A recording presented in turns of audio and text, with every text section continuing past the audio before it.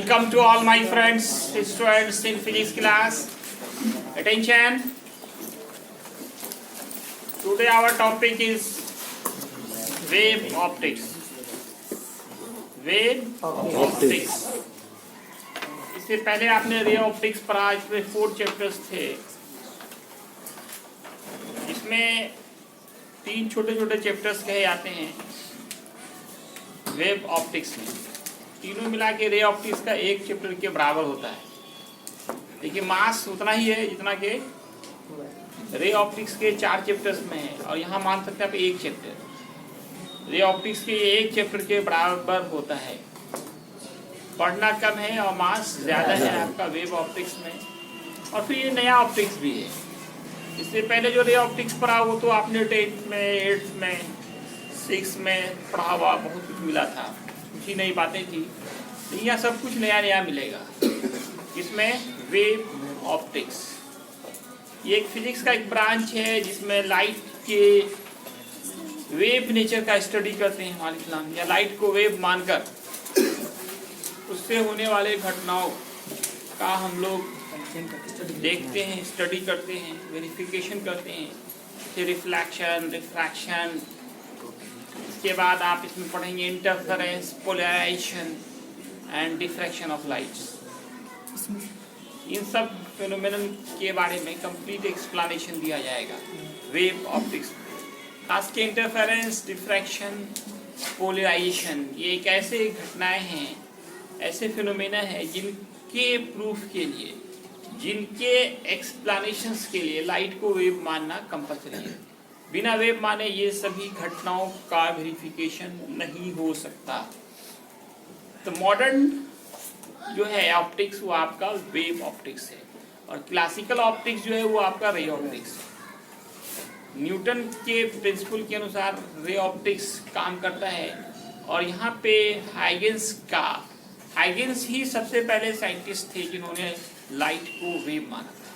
उससे पहले सभी लोगों का क्या कहना था, न्यूटन साहब भी मानते थे कि लाइट छोटे छोटे पार्टिकल्स का समूह होता है, कलेक्शन ऑफ बंच ऑफ, है ना, स्मॉल पार्टिकल्स. लेकिन हाइगेंस ने कहा कि light is not particle, it is a wave. It is a wave, है ना. वहाँ तक उस वक्त इलेक्ट्रोमैग्नेटिक वेव का खोज नहीं हुआ था. हाइगेंस के ज़माने तक भी इलेक्ट्रोमैग्नेटिक का खोज नहीं हुआ था. उन्होंने सिर्फ सिंपल वेव माना था. तब फिर एक प्रश्न वहाँ पे उठा था कि वेव के प्रोपेगेशंस के लिए तो मीडियम चाहिए, और सनलाइट जो है जो आ रही है ऊपर निर्वात है, खाली जगह है, फिर भी वहाँ से लाइट आ रही है, तो कैसे आ रही है. एक सवाल लोगों ने उठाया था कि लाइट आ कैसे रही है. तो उन्होंने कहा कि स्पेस में भी ईथर जैसा मीडियम है, इथेरियल मीडियम का उन्होंने कल्पना किया था. किसने? हाइगेंस ने. स्पेस में कौन सा मीडियम है? Ether medium. तो बाद में पता चला कि कुछ ऐसे वेव्स होते हैं जिसको मीडियम की जरूरत ही नहीं होती है, जिसका नाम आपने पूरा एक चैप्टर पढ़ा है, इलेक्ट्रोमैग्नेटिक वेव. तो फाइनल रिजल्ट अभी जो मॉडर्न थ्योरी यही कहता है, light is electromagnetic transverse wave. Polarisation of light से प्रूव भी हो जाता है कि light wave is transverse wave. Light wave is transverse wave. Wave optics is the branch of physics which deals wave nature of light and phenomenon of light on the basis of wave nature of light. Wave optics क्या है? पहले इसका introduction हो जाए.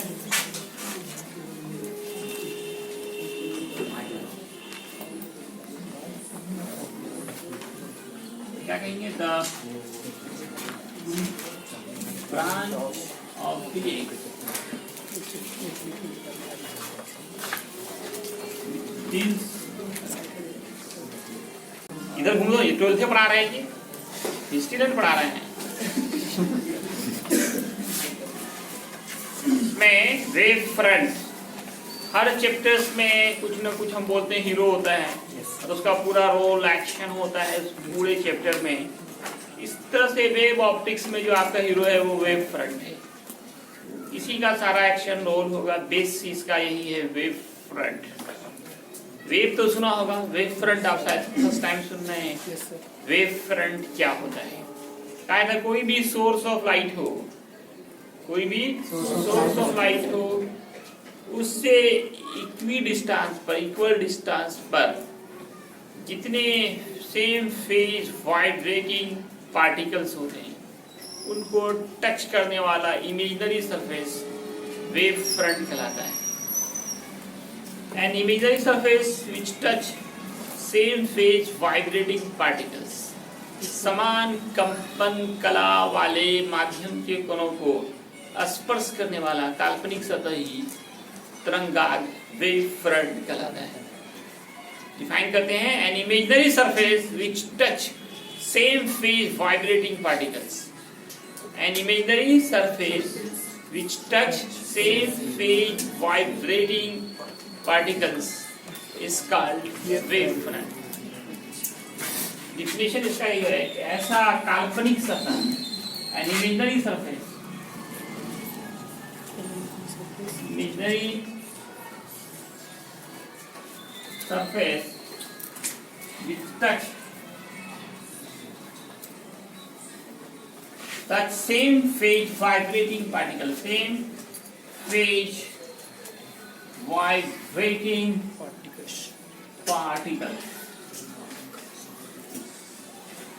particles is called wave front.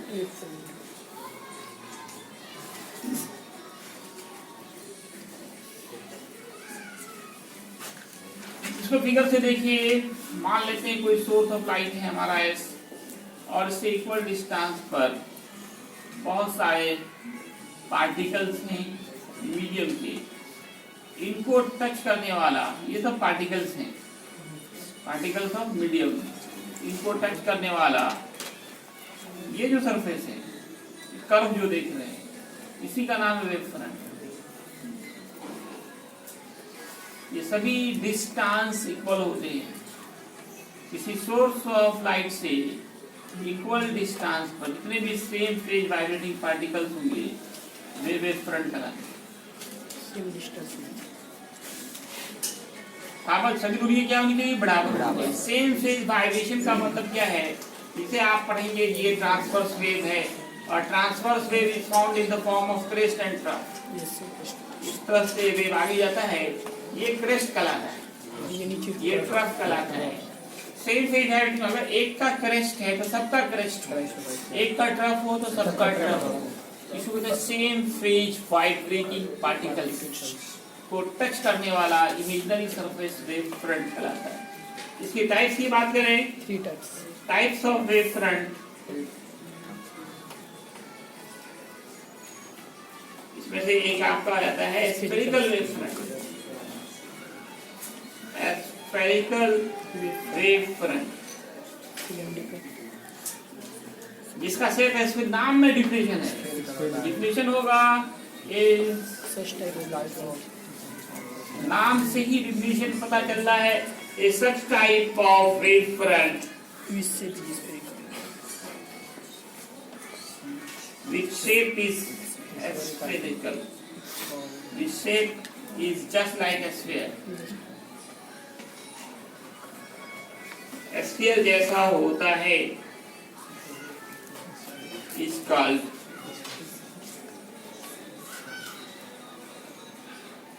spherical wave front। गोलाकार तरंगाग बोलते हैं, ये किसी पॉइंट सोर्स से प्राप्त होता है। It is obtained, important objective question, ये किससे बनता है? Spherical wave front is obtained from, बहुत सारे ऑप्शंस होंगे, एक उसमें से होगा point source of light, is obtained from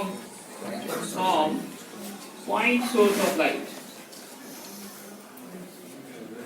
source of light is obtained from point source of, मतलब कोई छोटा सा बिंदु प्रकाश स्रोत हो, पॉइंट, और उसके चारों तरफ स्पेस में जो सेम फेज वाइब्रेटिंग पार्टिकल्स होंगे उनको टच करने से क्या बनेगा? एक स्फीयर बनेगा। क्या बनेगा? एक स्फीयर। इसी का नाम होगा स्फेरिकल वेव फ्रंट। दूसरा है आपका सिलिंड्रिकल वेव फ्रंट। तो नाम में ही डिफिनेशन है, शेप सिलेंडर होता है। इसका शेप सिलेंड्रिकल क्या सिलेंडर जैसा हो। Yes, sir. A such type of referent. This shape is just like. तुम वहां जैसे बैठे हुए वीडियो पे आके तुम वो बोल रहे हो Sir, वही माइक के बाद वही तुम बोल रहे हो। YouTube बना A है। such type of wavefront which shape is just like a sphere, which shape is just like cylinder, just like cylinder, cylinder के जैसा इसका शेप हो, सिलेंडर उसी का नाम होगा इसका। बहुत अच्छी बात है, आप लोग पहले पढ़ के आए हैं, लोग सबको पढ़ के आना चाहिए तो ज्यादा समझ में आता है। सिलेंड्रिकल वेवफ्रंट ये कैसे बनता है? लॉन्ग स्लिट से। इसका जो सोर्स है it is obtained from long लंबा स्लिट। स्लिट मतलब होता है छिद्र। Long slit source of light, source of light. लंबा सा सोर्स ऑफ लाइट छिद्र हो, उससे प्रकाश दोनों तरफ जा रही हो, उसको टच करने वाला इमेजिनरी सरफेस, ये इमेजिनरी सरफेस के ये हम ऐसा होता नहीं है कि इमेजिन करते हैं, ये लंबा सा छेद हो गया, इससे लाइट चारों तरफ जा रही है। तो ये मान लो एक लॉन्ग स्लिट है, लाइट के चारों तरफ जा रही है, ट्यूब लाइट वाला मान लो, तो उसको सरफेस को टच करने से क्या बन जाएगा? एक सिलेंडर बन जाएगा। उसी को हम लोग सिलेंड्रिकल वेवफ्रंट कहते हैं।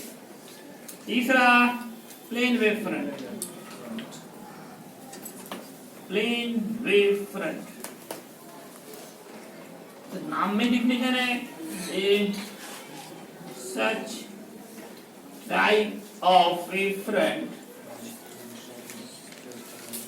which shape is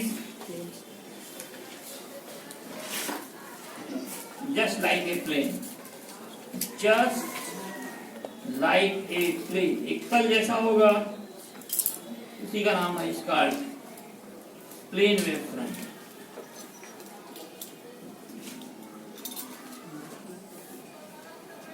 इसके बारे में कहा था कि it is small part of cylindrical और स्फेरिकल वेवफ्रंट। इसका अलग से सोर्स नहीं होता है, it is small part of cylindrical और स्फेरिकल वेवफ्रंट। और स्फेरिकल वेवफ्रंट का ही एक छोटा सा ये टुकड़ा होता है। कोई बड़ा स्फीयर हो, बहुत बड़ा स्फीयर हो, उसके एक छोटे टुकड़े को देखें आप, वो जस्ट लाइक ए प्लेन दिखेगा। क्या हो? बड़ा स्फीयर और उसके छोटे टुकड़ों को देखें, वो कैसा दिखेगा? जस्ट लाइक ए प्लेन, बिल्कुल समतल दिखेगा। दिमाग नहीं कह रहा है क्या जी? है गोल तो प्लेन कैसे दिखेगा? क्या दिमाग ही मानना है? मान रहे हैं कैसे मानना है? तो उसको छोटा पार्टिकल लेना है ना, बड़ा इसको एग्जाम्पल से समझिए। आप सभी जानते हैं कि अर्थ का शेप क्या है? स्फेरिकल है। देखिए देखिए देखिए, स्फीयर दिख रहा है। मैदान को ही देखिए, प्लेन देखिए वीडियो बन रहा है। नहीं बोलते तो प्लेन क्या दिखेगा? जस्ट लाइक ए प्लेन दिखेगा। दिख रहा है ना प्लेन? देखिए बिल्कुल प्लेन दिख रहा है, गोल दिख रहा है कहीं पे। तो बहुत बड़ा स्फीयर हो या सिलेंडर हो, उनका एक छोटा टुकड़ा क्या दिखेगा? जस्ट लाइक ए प्लेन दिखेगा।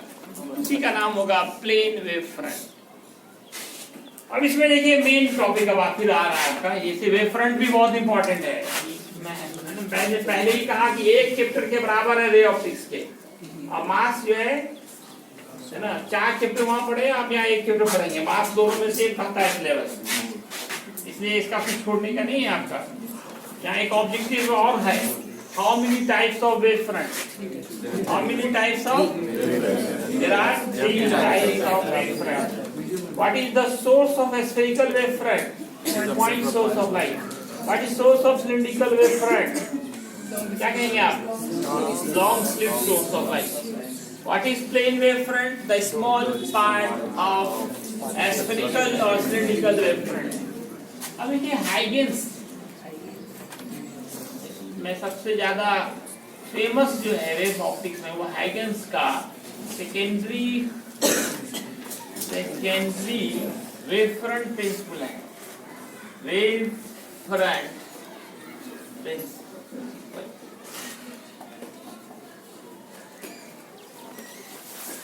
हाइगेन का द्वितीय तरंगार्ध सिद्धांत, सेकेंडरी वेव फ्रंट प्रिंसिपल, इसका क्या कहना है? इंट्रोडक्शन में तो आप यही लिखेंगे, इंट्रोडक्शन में क्या लिखेंगे? एट फर्स्ट हाइगेन सजेस्ट क्या? Suggests that light is a wave, and for the propagation of light wave,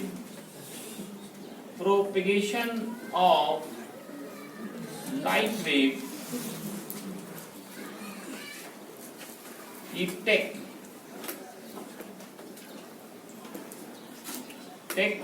hypothetical तो काल्पनिक होता है, hypothetical ether medium in space, खाली जगह है वहां पे भी उन्होंने माना कि ईथर जैसा कोई मीडियम है।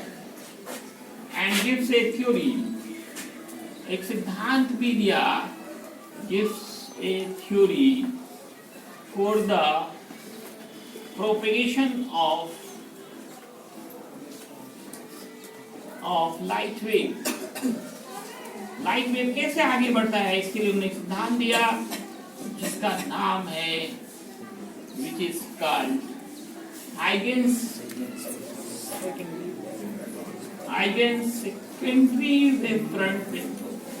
Secondary wavefront principle. So according to this principle, principle का क्या कहना था? उसमें मेन 3 बातें हैं इस प्रिंसिपल में। पहला पॉइंट है कि ईच वेव फ्रंट, हर एक wave front, each wave front is a source of new wave front, is a source of new wave front. हर एक वेव फ्रंट नए वेव फ्रंट के लिए सोर्स का काम करता है। Each wavefront is a source of new wavefront. हर एक वेवफ्रंट से ही नए वेवफ्रंट बनते हैं, उसका सोर्स का काम करता है, स्रोत का काम करता है। Each wavefront is a source of new wavefront। और दूसरा पॉइंट था कि जो नया बनेगा, the newly formed, जो नया बना, पैदा हुआ, उत्पन्न हुआ, the newly formed wave front, इसका नाम is called secondary wave front, is called secondary wave front। इसने नाम पड़ा secondary wave front principle, and from which it is formed, from which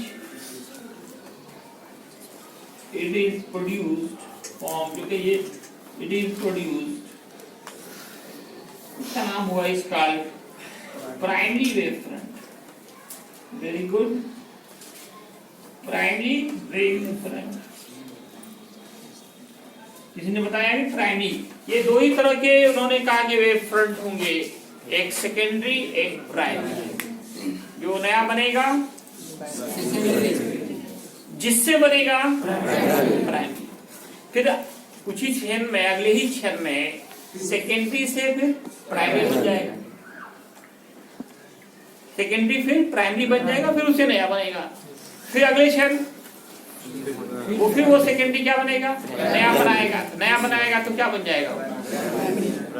यहाँ पे 2 ही तरह की वेव की बात उन्होंने की, प्राइमरी और सेकेंडरी। जिससे बना वो प्राइमरी और जो नया बना वो सेकेंडरी। और ये नहीं एक बार बन गया हो गया, ये लगातार कंटिन्यूअस प्रोसेस होता है और इसी प्रकार वेव आगे बढ़ता जाता है ना। यहाँ पे दो ही रिश्ते की बात भी कर सकते हो, बाप और बेटा, दादा पोता की बात नहीं, ठीक है ना। चलिए इतना लिख लिया जाए, फिर आगे हम लोग बात करते हैं इसमें। और हर एक वेव फ्रंट, नए वेव फ्रंट के लिए सोर्स होता है, नए वेव फ्रंट के लिए अच्छा तुम सो कहा राजी, नए वेव फ्रंट के लिए सोर्स होता है। जो नया बनता है वो सेकेंडरी कहलाता है, जिससे वो बनता है उसका नाम प्राइमरी होता है। जैसे देखिए ये एक वेव फ्रंट है, इसी से दूसरा बनेगा,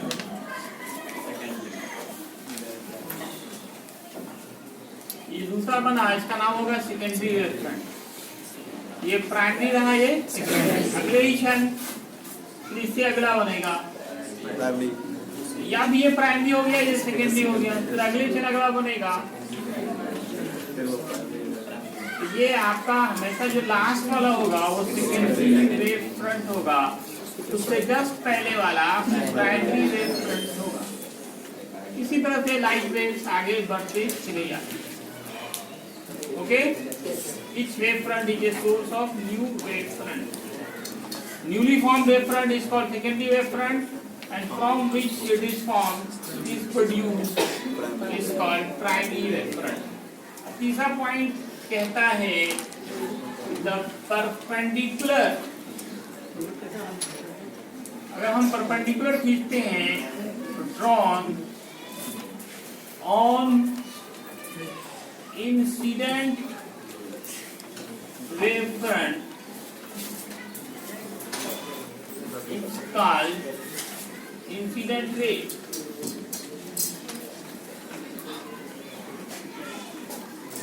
इसी तरह से perpendicular on reflected wave front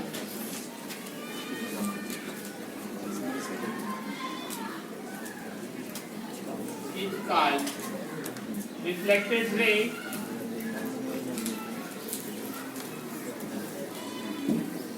And perpendicular on refracted wave front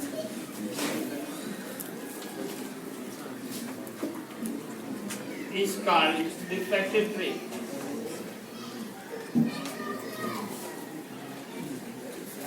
जैसा वेव फ्रंट होगा उस पर डाला गया परपेंडिकुलर वैसा ही रे हो जाएगा। मान लेते हैं it is incident wave front, इस पे ये लाइट आ रही है, इसका नाम हो जाएगा इंसिडेंट रे।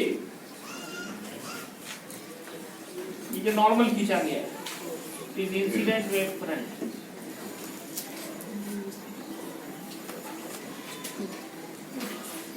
मान ले ये रिफ्लेक्टेड वेव फ्रंट है, उस पर परपेंडिकुलर डाला,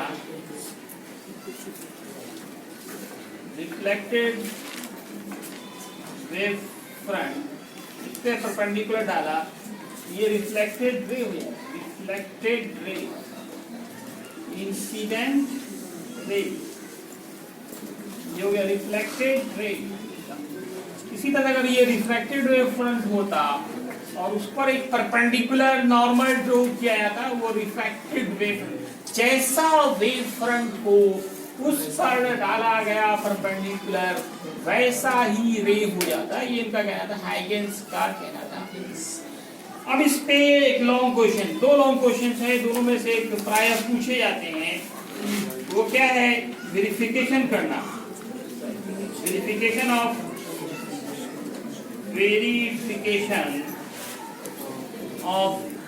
रिफ्लेक्शन ऑफ लाइट, या वेरीफाई कहेगा, मैं क्वेश्चन ही बना देता हूँ, वेरीफाई क्वेश्चन ही लिख देता हूँ। क्वेश्चन किस तरह से पूछा जाता है ना, मोस्ट इम्पोर्टेंट लॉन्ग में हुई क्या, verification of reflection of light, verify, यहाँ पे वेरिफिकेशन नहीं होगी, एग्जाम में क्या लिखा जाएगा? वेरीफाई, वेरीफाई कीजिए, verify reflection of light, verify कीजिए किसको? रिफ्लेक्शन ऑफ लाइट को।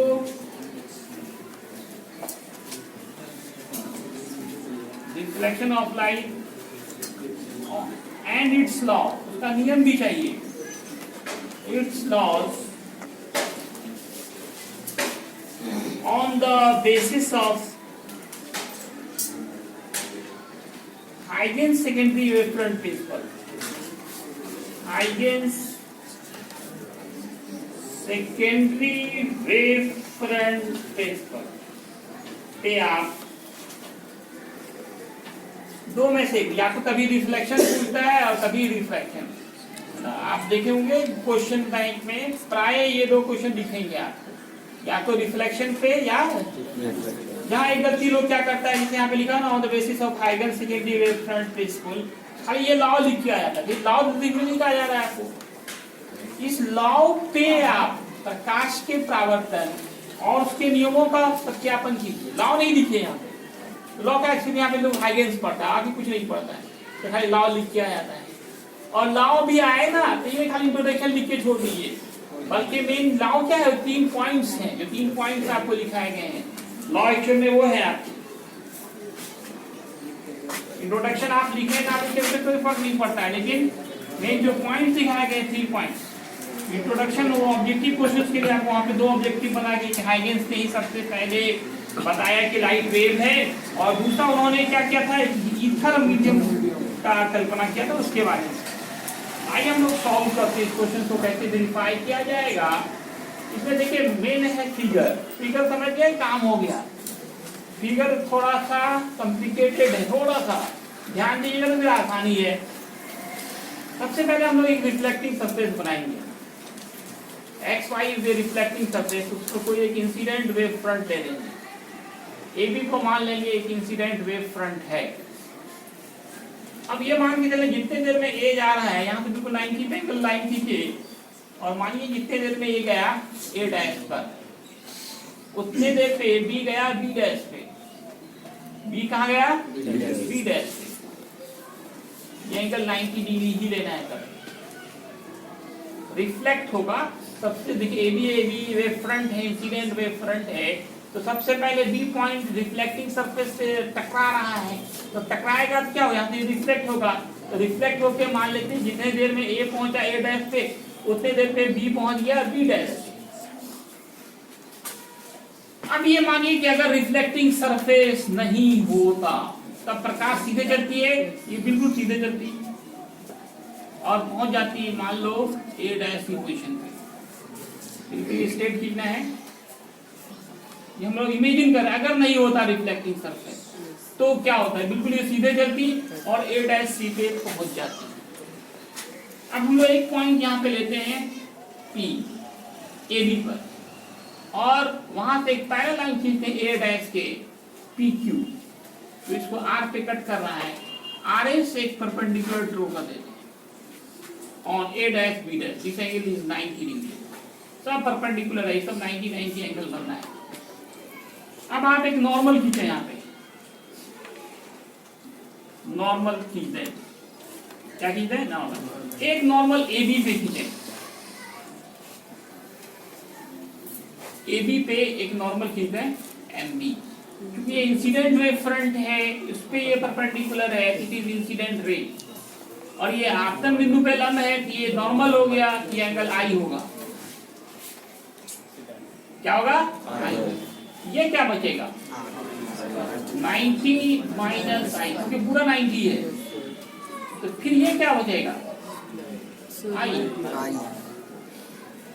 मैं अभी आपको दिखाऊंगा, ये आई है तो ये क्या होगा आर होगा, ये क्या होगा 90 माइनस आर, वो 90 ये क्या होगा आर। त्रिभुज के तीनों कोणों का योग 180 होता है ना जी, ये 90 माइनस आर है, ये 90 दिए भी क्या बचेगा आर बचेगा, बस और कुछ है नहीं, ये आसान सा फिगर है ना। इस फिगर को जो नहीं समझे हैं, एक बार हम फिर से बोल रहे हैं कि लाइन को लिख भी रहे हैं, देखिए भी। सबसे पहले हम लोग क्या खींचेंगे X Y, let X Y is a reflecting surface, यहाँ तक में कोई दिक्कत। सबसे पहले हम लोग एक्स वाई खींच लेंगे रिफ्लेक्टिंग सरफेस, एक एक पॉइंट पे आपसे पूछ रहे हैं। उसका A B is incident wave front, कोई problem, A B is incident wave front. Any problem? अब देखिए व्हेन, जब A reached, A पहुंचता है at A dash, then B reached, B कहाँ पहुंच गया? At B dash, after reflection, after reflection। अब देखिए in the absence of reflecting surface, अगर रिफ्लेक्टिंग सरफेस नहीं होता तब क्या होता? सीधे चलता। जब रिफ्लेक्टिंग सरफेस नहीं होता तो लाइट क्या चलती है? सीधे चलती है ना, ये भी सीधे चलता और कहाँ पहुंच जाता? ए भी सीधे पहुंच कर ए डैश सी पे पहुंच जाता। In the absence of reflecting surface A be reached at A dash C position। मतलब हुआ कि ये जो A से A डैश की दूरी है, B से B डैश की दूरी है, B से C की दूरी है, ये सब दूरी बराबर है और दूरी को लिख सकते हैं वेलोसिटी इनटू टाइम। दूरी का फॉर्मूला चार्ज गुने समय, V इनटू T। जितने देर में A डैश पे, उतने देर में B डैश पे, उतने देर में B C पे, ये सारा डिस्टेंस बराबर होगा। सारा डिस्टेंस, ये सारा डिस्टेंस क्या होगा? कौन कौन? A डैश, B डैश और B C सब सेम समय में हो रहा है, सेम टाइम में हो रहा है। इसके बाद जो परपेंडिकुलर खींचा वो लिखिए HB perpendicular XY, MB perpendicular AB। इसके बाद एक पॉइंट लिया, take a point P on AB and draw PQ parallel to A dash which cut, जो काट रहा है XY को, देखिए काट रहा है XY को at R, आपसे कट रहा है, देखिए आपसे कट कर रहा है XY को, XY लाइन है हमारा और RS परपेंडिकुलर ड्रॉ किया, RS perpendicular on A dash B dash। अब हम लोग सिमिलर ट्रायंगल्स का खेल करेंगे। सिमिलर ट्रायंगल्स का देखिए फिजिक्स में कितना ज्यादा यूज होता रहता है, खासकर ऑप्टिक्स में। A dash RS, triangle A dash RS ये सिमिलर है ट्रायंगल किसके? A डैश RS सिमिलर है A dash B dash, similar है triangle A dash B dash. अब हम इसका ये साइड है यूसुफ, देखो सिमिलर ट्रायंगल्स का प्रॉपर्टी 10th में ही पढ़ाया जाता है थ्योरम में। A डैश R लें छोटे वाले के, तो बड़े वाले का क्या लेंगे? कॉरस्पॉन्डिंग साइड्स का रेशियो सेम होता है A डैश B। अब इसका ले हम RS, छोटे वाले का क्या लेंगे? B डैश, ये बड़े वाले का। इधर वाले भी देखें एक बार, triangle A dash RS, triangle A dash B dash दोनों सिमिलर है, क्योंकि एक एंगल तो कॉमन है और एक एंगल 90, दो एंगल इक्वल, ट्रायंगल सिमिलर। अब इसका A डैश R, बड़े वाले का A डैश B, छोटे वाले का RS, बड़े वाले का B डैश। इसको मान लिया इक्वेशन फर्स्ट। अब और सिमिलर ट्रायंगल्स खोजिए, देखिए कौन कौन ट्रायंगल सिमिलर है। नीचे देखिए A डैश RQ ये सिमिलर है triangle A dash A dash RQ और A dash BC both are similar.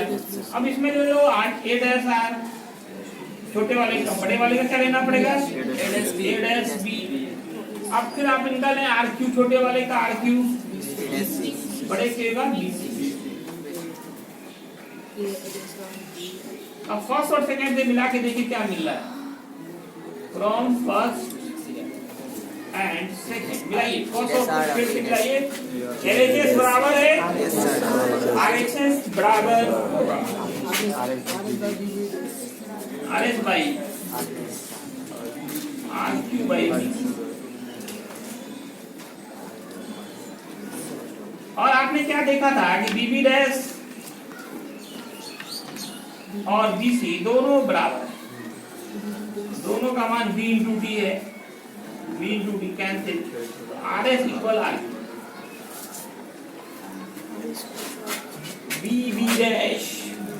B dash, है ना, कितना है v into T, B C वो भी कितना है v इंटू टी, कैंसिल, तो ऊपर क्या बचा आर एस बराबर आर क्यू। तो जितने देर में ये रिफ्लेक्ट होकर एस पर जाती है उतने देर में आर क्यू पे आती है। अगर ये रिफ्लेक्टिंग सरफेस नहीं होता तो पी पॉइंट सीधे चलता क्यू पे पहुंच जाता, लेकिन रिफ्लेक्टिंग सरफेस के कारण ये रिफ्लेक्ट हो रही है और जाके टकरा रही है एस से, मिल रही है एस पर, मिल रही है, रिफ्लेक्शन हो रहा है यहाँ पे एक पॉइंट का। जब एक पॉइंट का रिफ्लेक्शन हो रहा है तो हर पॉइंट का रिफ्लेक्शन हो रहा होगा, तो हम कहेंगे इस पर just hence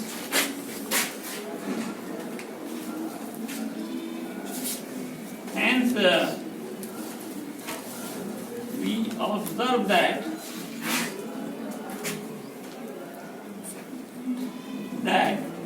each and every point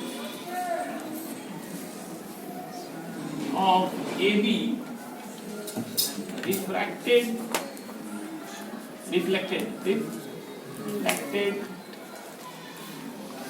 and meet to A dash B dash. So A dash B dash is reflected wavefront.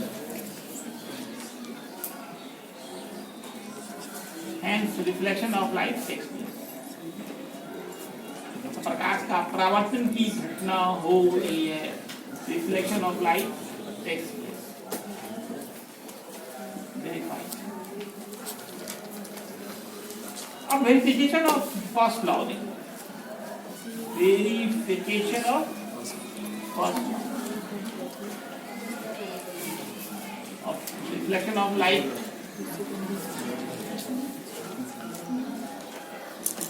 First law देखिए फिगर से प्रूव हो रहा है। इन फिगर आप देख सकते हैं एमबी इंसिडेंट रे फ्रंट है, MB incident ray, MB is incident ray, HB is normal, BB dash is reflected ray, all lie same plane, all lie on same plane, hence verified। First law ये कहता है कि आपतित किरण, परावर्तित किरण आपतन बिंदु पे डाला गया विलंब एक ही तल पे होते हैं। इंग्लिश में पढ़े incident ray, normal and reflected ray lie on same plane। एक प्लेन पे है यहाँ पे, वेरीफाइड हो गया, वेरीफाइड फर्स्ट लॉ। अब देखिए verification of second law, verification of second law। तो सेकेंड लॉ के लिए आप ट्रायंगल्स खोजिए। In triangle A B A dash sine I कितना होगा, साइन आई, आई देखिए एंगल है, इसके सामने वाला साइड हमारा आ रहा है ए डैश, और ये 90 है तो सामने बी ए डैश। अब देखिए इन ट्रायंगल ये एंगल आर है, B B dash A dash, sine R, R के सामने B B dash by B A dash. दोनों को डिवाइड कर दो, राउंड फर्स्ट भागा second, sine I by sine R, A dash B A dash, भाग को गुना पलटिए ऊपर आ जाएगा, बी ए डैश ऊपर, B B dash, this cancel, A dash v गुणे t है, b b डैश भी v गुणे t है, दोनों cancel, sin i equal sin r, that is angle I equal